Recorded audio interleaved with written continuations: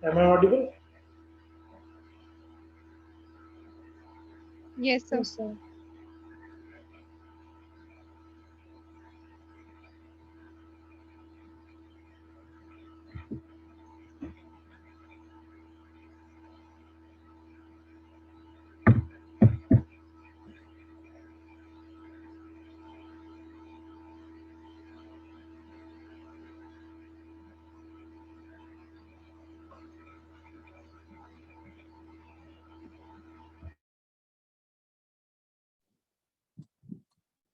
Now am I audible? Yes, sir. Okay. So now let's start with the new topic. Sorry, first of all, we will discuss about aging. So in aging, first of all, Sir, yes. excuse me, sir.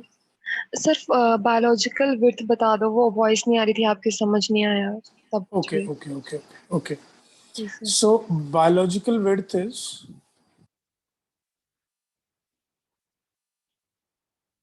this is your enamel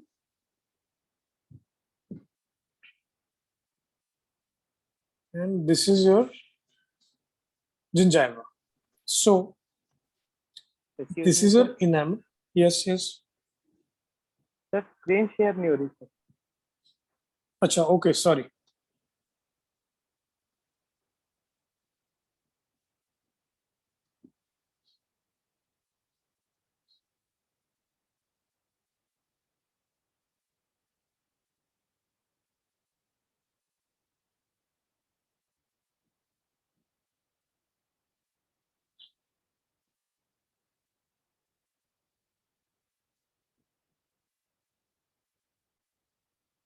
Now it is visible. Yes sir. Okay. So what is biological width? Biological width is this is your enamel and this is your gingival tissue. So up to this point it is enamel. Up to this point it is your gingival sulcus. Right. So gingival sulcus के बाद आपका आता है, थोड़ा सा हम ऐसे लेंगे इसको, this is your epithelial attachment.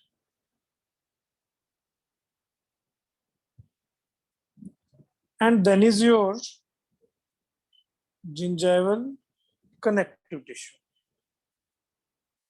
Then is your alveolar bone. So this epithelial attachment and gingival connective tissue, both when we'll combine both of them, it forms your biological width. So epithelial attachment has a width of around 0.97 mm and your gingival connective tissue has a width of around 1.07 millimeter, and this both combined forms 2.04 millimeter of gingival biological width. So how your biological width is important, that it is basically a physiologic dimension of junctional epithelium and connective tissue attachment, right? So epithelial attachment is your junctional epithelial attachment, junctional epithelium. So it is defined as the physiological dimension of junctional epithelium and gingival connective tissue. It both forms biological width. So how it is clinically important? Clinically, it is important because we should maintain the gap between the biological width and the we should maintain the biological width basically. If suppose अगर हमारी restoration यहाँ तक आ जाती है, तो what happened after some time, there is a plaque and calculus deposition. And if there is a plaque and calculus deposition, then your junctional epithelium will go deep. तो आपकी biological width hamper करेगी. So biological width, basically we have to maintain the biological width so as to maintain the height of gingival tissue. अगर हमने इस gap को at least 3 mm maintain नहीं किया, that means आप क्लास 2 फॉर्मेशन करते हो ना, क्लास 2 कैविटी जब आप बनाते हो उसकी रेस्टोरेशन अगर 3 mm एल्वियोलर बोन से ऊपर 3 mm नहीं है तो आपकी बायोलॉजिकल विड्थ मेंटेन नहीं रहेगी. So we have to take care for clinical implications that we have to maintain the gap between the alveolar bone and biological width area, right? So अगर आप लोग biological width कहाँ hamper करती है? Biological width कहाँ hamper करती है? Biological width hamper करती है जब आपका बायोलॉजिकल विड्थ कहाँ हैम्पर करती है? बायोलॉजिकल विड्थ हैम्पर करती है जब आप पोस्ट एंड कोर बनाते हो. सपोज देखो, पोस्ट एंड कोर में आपको एक केस बताता हूं. Suppose we have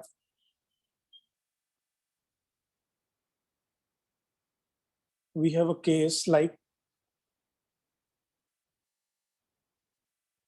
we have only a root portion left with the length of around 10 mm and crown portion we have only 1 mm.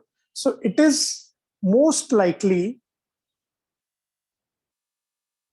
in the gingival line. तो हम क्या करेंगे, जब हम पोस्ट एंड कोर बनाएंगे, core फरूल बनाएंगे हम, तो कोर फरूल का मतलब हो गया कि जब हम टूथ के ऊपर क्राउन देंगे तो हमारा जो टूथ की रेस्टोरेशन है वो यहाँ पे आ जाएगी, तो जिंजाइवल टिश्यू के अंदर चलेगी हमारी रेस्टोरेशन. तो धीरे धीरे क्या होगा, विद एज क्या होगा, जंक्शनल एपिथेलियम यहाँ पहुंच जाएगा और कुछ टाइम बाद आप देखोगे कि विजिबिलिटी ऑफ क्राउन आपको जो आपका सर्वाइकल एरिया है उसमें विजिबिलिटी ऑफ क्राउन स्टार्ट हो जाएगी, जो कि नहीं होना चाहिए. That's why we have to maintain the margins of any restoration supra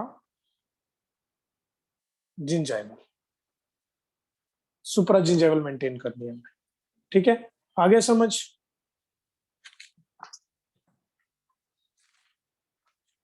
Now Yes, let's sir. come to aging. If there is any doubt, just let me know. No problem. I'll explain you one more time. No problem. Okay. Then come to your aging. Aging की अगर हम बात करें तो first of all gingival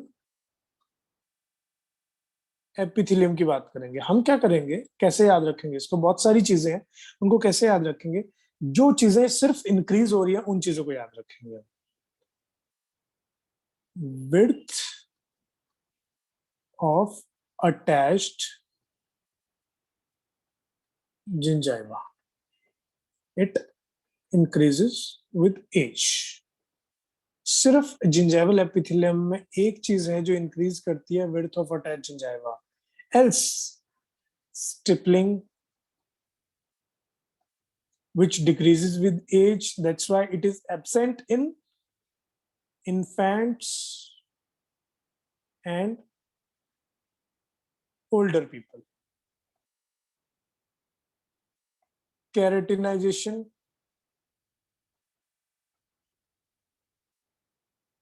decreases with age. Thickness of gingival epithelium decreases with age. ठीक है. Connective tissue की बात करेंगे अगर हम, जिंजाइवल कनेक्टिव टिश्यू की, ये जिंजाइवा के एपिथेलियम की बात करी हमने. कनेक्टिव टिश्यू की बात करेंगे. कनेक्टिव टिश्यू में कोलेजन सबसे इंपॉर्टेंट चीज है. कोलेजन में number of collagen decreases but strength of collagen increases.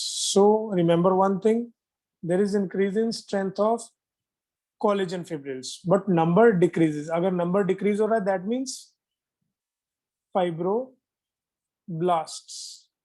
जो collagen को बनाते हैं वो नंबर में डिक्रीज कर रहे हैं. ठीक है. Second thing, collagen denaturation temperature increases. इसको एज सच याद रखना है. डीनेचुरेशन टेम्परेचर क्या होता है? Collagen is basically a protein. So protein को डीनेचर करने के लिए एक टेम्परेचर चाहिए होता है. तो कोलेजन की स्ट्रेंथ इंक्रीज होगी, that means quality of collagen is increased. So there is increase in denaturation temperature of collagen. That means collagen denaturation धीरे धीरे कम हो जाएगी, लेकिन नंबर डिक्रीज करेगा. एंड अगर हम बात करें solubility, changes into insolubility.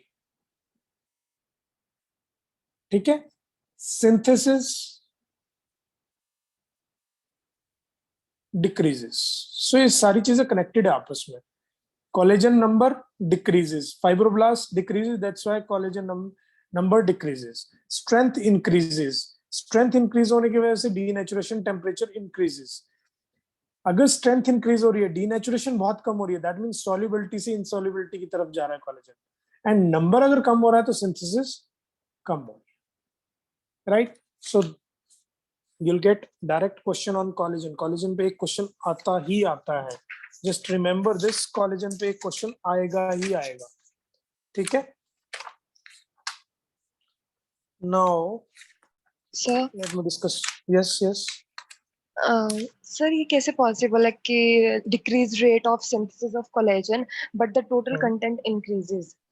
No, not total content increases. जो कंटेंट हमारे पास पड़ा हुआ है उसके फाइबर की स्ट्रेंथनिंग होगी. टोटल नंबर, मैंने ऐसा तो नहीं कहा कि टोटल नंबर इंक्रीज कर रहा है. मैंने कहा स्ट्रेंथ इंक्रीज कर रही है. जो फाइबर्स है वो थिकन हो रहे हैं, थिक हो रहे हैं फाइबर्स. जो उसके सॉल्युबल फाइबर्स थे वो इनसॉल्युबिलिटी की तरफ जा रहे हैं. सपोज एक थ्रेड है, थ्रेड विद एज जो है, आप उसको उल्टा ले लो. थ्रेड जो है नॉर्मली डिटोरेट करता है, लेकिन थ्रेड यहाँ पे थिकन हो रहा है. डे बाय डे उसकी स्ट्रेंथ बढ़ती जा रही है. वो सोल्यूबल नहीं हो रहा है, इनसोल्यूबल हो रहा है. That's why quality of collagen increases but number of collagen decreases. जो भी कोलेजन बचा होगा उसकी क्वालिटी इंक्रीज होगी. Mainly elastic fibre, elastin fibre increase करते हैं विद एज. कोलेजन फाइबर्स तो डिक्रीज करते हैं विद एज. ठीक है.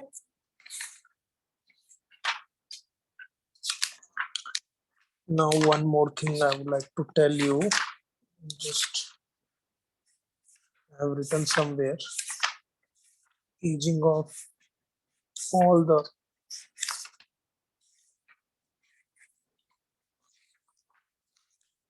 issues.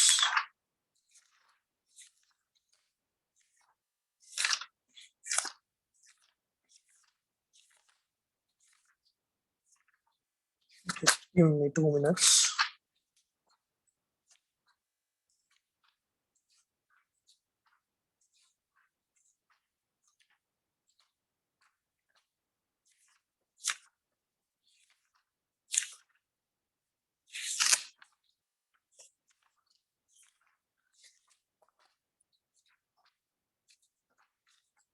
I made some notes regarding aging, but I forgot कहाँ लिखे हैं.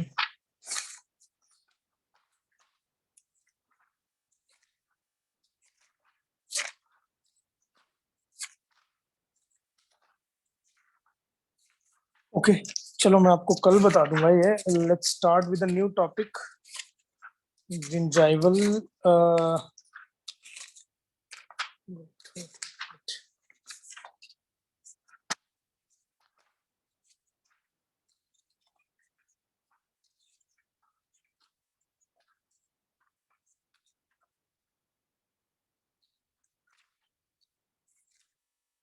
Okay, let's start with a new topic.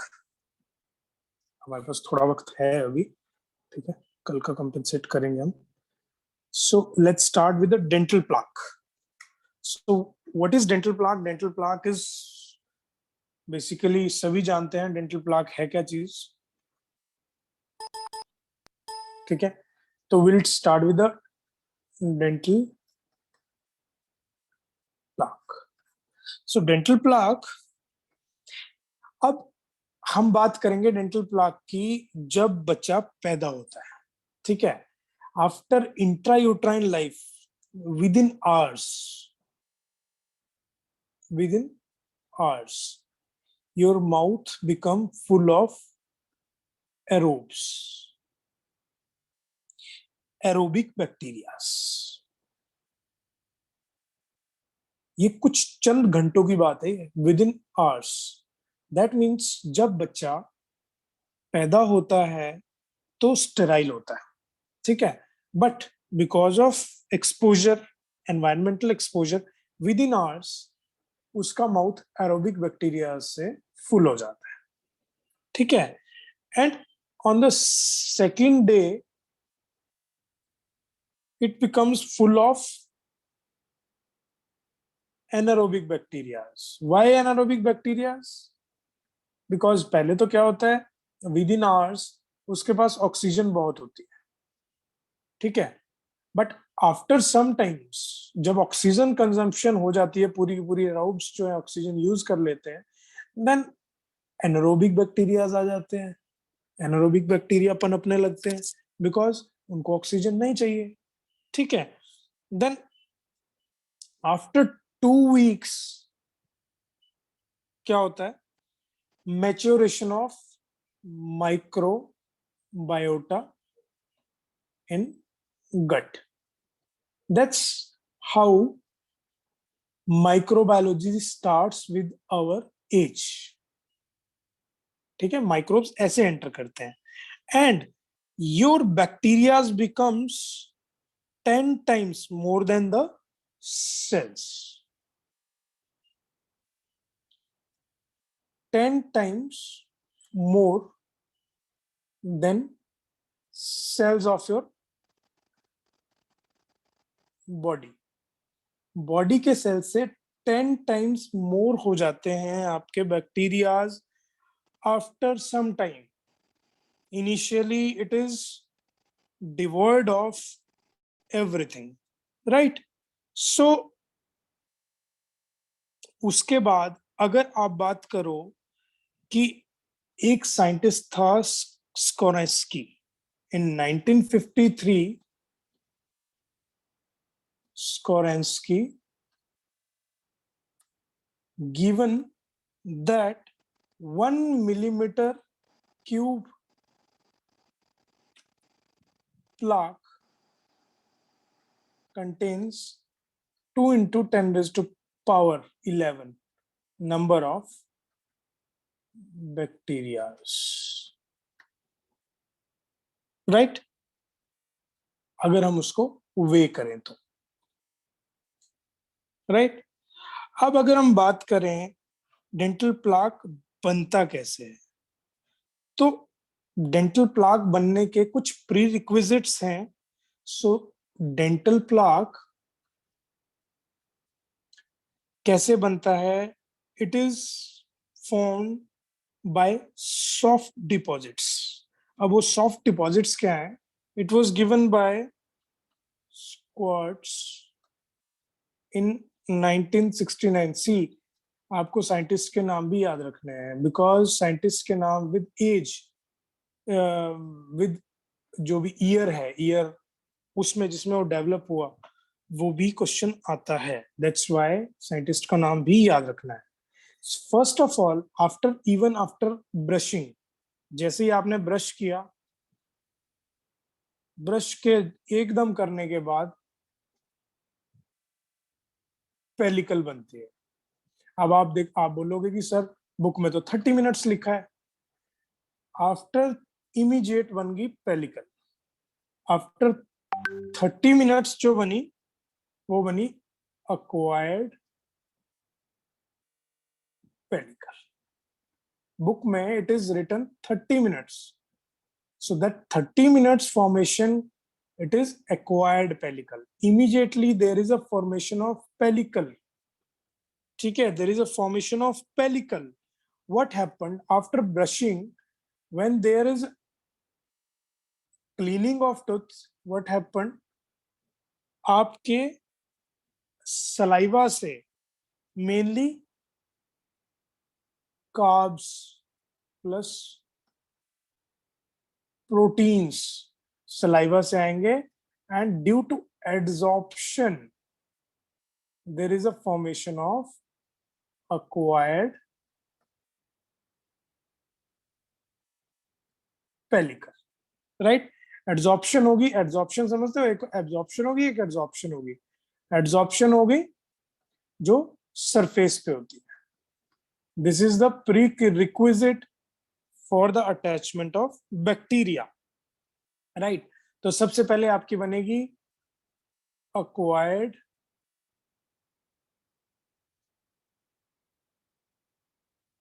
Pellicle, फिर बनेगी आपकी food debris, food plus byproducts.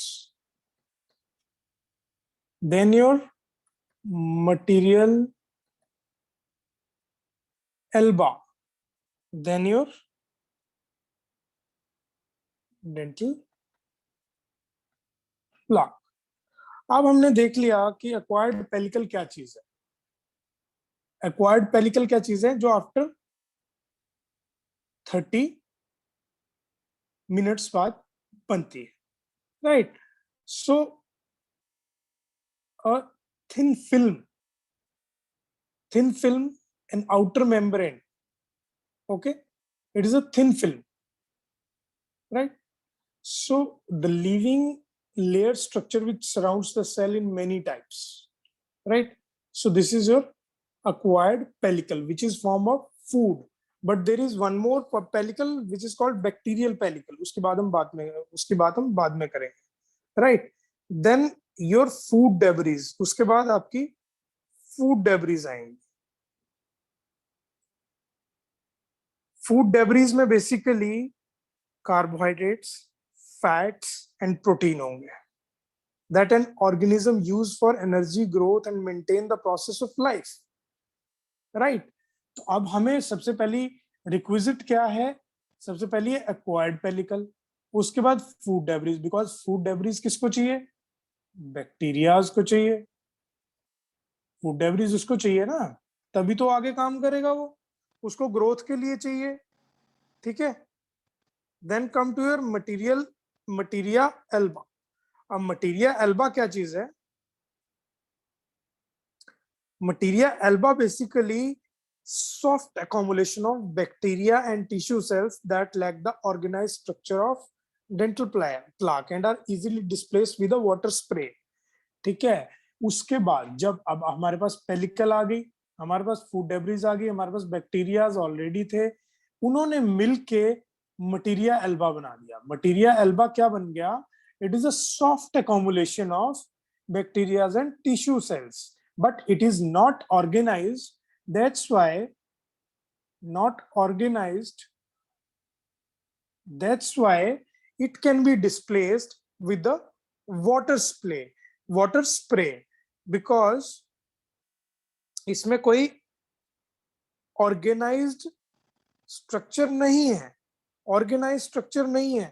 So अगर हम इसको compare करें डेंटल प्लाक से, मटीरिया एल्बा के बाद अगर हमने इसको साफ नहीं किया तो डेंटल प्लाक बनेगा. कैसे बनेगा?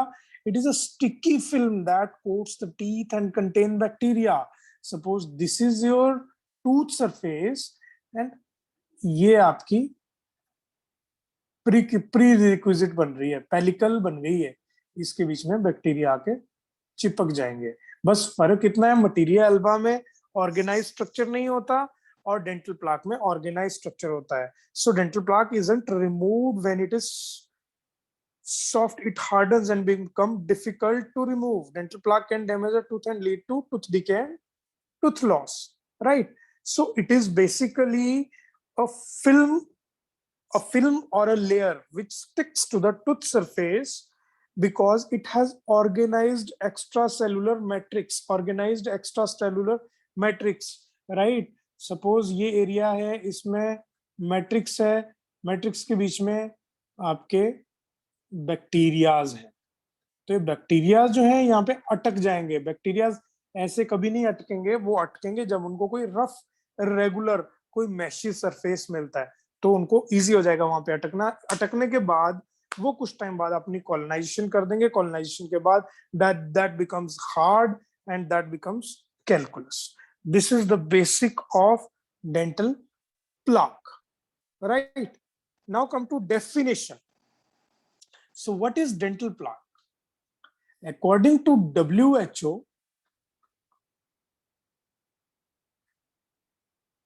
it is a variable structure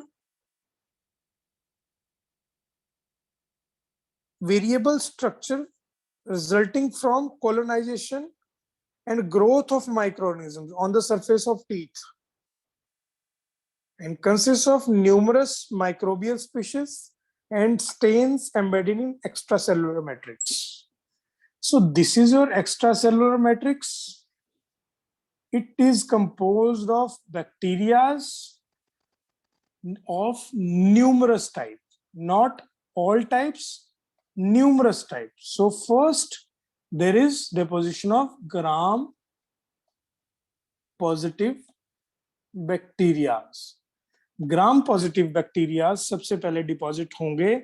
gram-positive bacteria आपके सबसे पहले डिपॉजिट होंगे in the extracellular matrix, and this further add other bacteria. सबसे पहली colonization gram-positive bacteria की होती है, which is around 70%.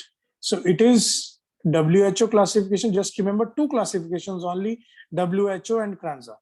1978 में WHO ने दी थी ये classification, and always remember two classifications, WHO classification and Kranza classification. Kranza की है, it is defined as clinically as structure resilient yellow grayish substance that adhere to tenuously to the intraoral hard surface, including removal and fixed restorations. अब फर्क क्या है दोनों में? इसने कहा है टूथ सरफेस, क्रांजा ने कहा है tooth surface plus restoration. That means RPD, FPD, any amalgam which is not in use, pit and fissures which are not in use, or sometimes if are in use but we are not using brushing, we are not doing brush, all these things combined will have plaque. So just remember these two definitions. These are very important definitions, right? So your history की थोड़ी सी बात करेंगे. Just I'm going to wind up all this. I'm just taking your 2 minutes more.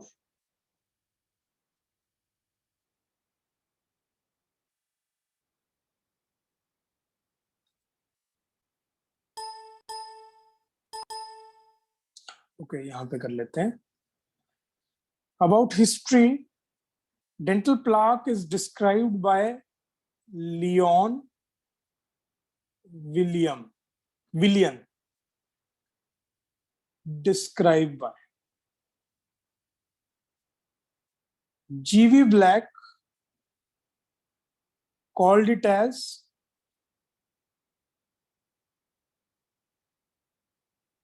gelatinous substance or gelatinous plaque. Walter has given specific plaque hypothesis. ये हम आगे पढ़ेंगे अभी, right? So इतना आपको पढ़ना है कल के लिए. I'll ask some questions. कल हम classifications भी पढ़ेंगे. बहुत important classifications हैं plaque की. You will get direct question from dental plaque also. See, nowadays the trend is like you'll get more clinical oriented questions जो मैं पढ़ रहा हूँ आज के टाइम में, ठीक है?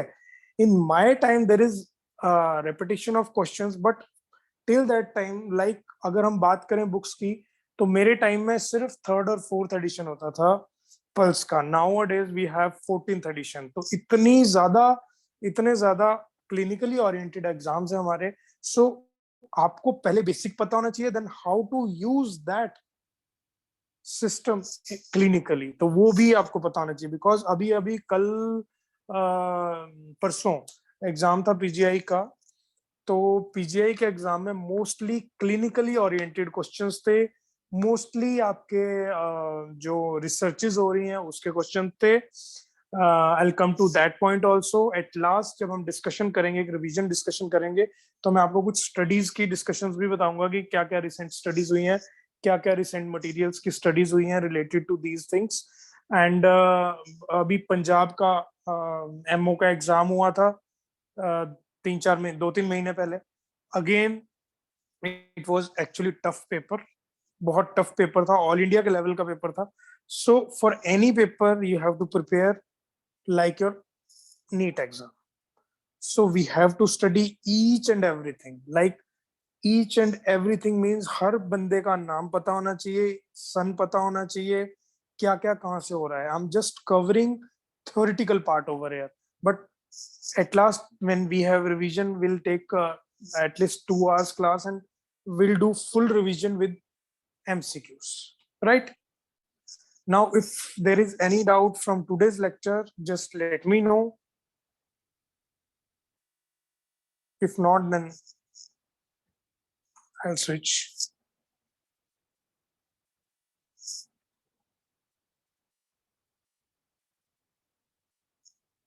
Everything is clear? Excuse me sir. Yes. Sir वो जो आपने बायोलॉजिकल विड्थ वाला डिस्कस किया था, उसमें सर आपने कहा था कि मतलब सर आपने जो भी रेस्टोरेशंस हैं सर सुप्रा जिंजाइवली प्लेस करेंगे सर टू बिल्कुल मेंटेन द बिल्कुल बायोलॉजिकल विड्थ. बिल्कुल. हाँ जी, हाँ जी. तो सर आपने जैसे कि एस्थेटिक को मेंटेन रखने के लिए तो सर जो मार्जिन्स होंगे सर, जैसे कि कोई in the case of sir जब अपने कैप प्लेस करते हैं सर, तो उसको सर हाँ. अपने सब जिंजाइवली प्लेस करते हैं, तो सर उस केस के अंदर सर ये बायोलॉजिकल विड्थ सर हैम्पर होगी या नहीं होगी? Okay, very good question Arun. Actually क्या है, सी बुक्स और प्रैक्टिकली बहुत डिफरेंस होता है. बुक्स हमेशा कहती हैं just maintain your biological width and place your margins always supragingival max to max equigingival. अगर हम बात करें, सुप्राजिंजाइवल हो गया आपका, जो आपका suppose this is your gingival level, supragingival हो गया यहाँ पे. अब as Arun Bansal says that we have to place this subgingival to maintain the aesthetics. So there are some indications for subgingival placement of crowns. Except your anteriors, we do not have to place margins subgingivally. Again, but when we are placing it subgingivally, it is going to definitely hamper the biological width. Definitely it will hamper, because books हमें कहती है हमें सुप्राजिंजाइवल ही रखना चाहिए. But सुप्राजिंजाइवल अगर हम anteriors में रखेंगे, we are not able to maintain the biological width. So better max to max go for equigingival margins, like your gingival sulcus के आसपास, right? Starting of gingival sulcus. अगर उससे नीचे आप जाओगे, then there is a deposition of plaque and 100% there is a hampering of biological width. तभी आप देखोगे, आप में से किसी के अगर क्राउन लगा हुआ है, तो आप देखना कि उन एरियाज में आपको हमेशा कोई ना कोई इरिटेशन रहेगी हल्की हल्की. जैसे आपको कुछ ना कुछ टाइम बाद एक इचिंग सी रहती है, बिकॉज वहां पे क्या है, जंक्शनल एपिथेलियम के पास अनअटैच्ड प्लाक डिपॉजिट हो जाता है. There are many types of plaque, वो हम कल डिस्कस करेंगे. एक टिश्यू एडहेरेंट प्लाक होता है, एक अनअटैच्ड प्लाक होता है, एक टूथ अटैच्ड प्लाक होता है. जब आपके मार्जिन्स ऊपर हैं तो there is a tooth attached plaque. When there is margin below the your gingiva, then there is a tissue adherent plaque, और टिश्यू एडेरेंट प्लाक क्या करता है, जंक्शनल एपिथेलियम को नीचे लेके आता है। सो बायोलॉजिकल विड्थ हैम्पर होनी ही होनी है, बिकॉज माइक्रोन्स में अगर हम चले जाएं तो इतना अच्छा, इतना बेस्ट क्राउन कोई नहीं बना सकता कि वहां पे कोई डिपोजिशन ना हो। So try to maintain biological width in the posterior zone. Posteriors में आप सुप्राजिंजाइवल भी रख सकते हो, बट एंटीरियर्स में आपको सबजिंजाइवली या मैक्स टू मैक्स इक्विजिंजाइवली आपको जाना ही पड़ेगा for as to maintain the aesthetics, right? Anything else?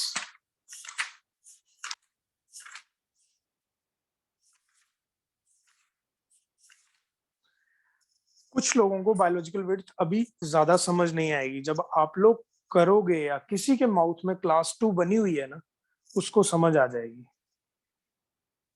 कि बायोलॉजिकल विड्थ चीज क्या है।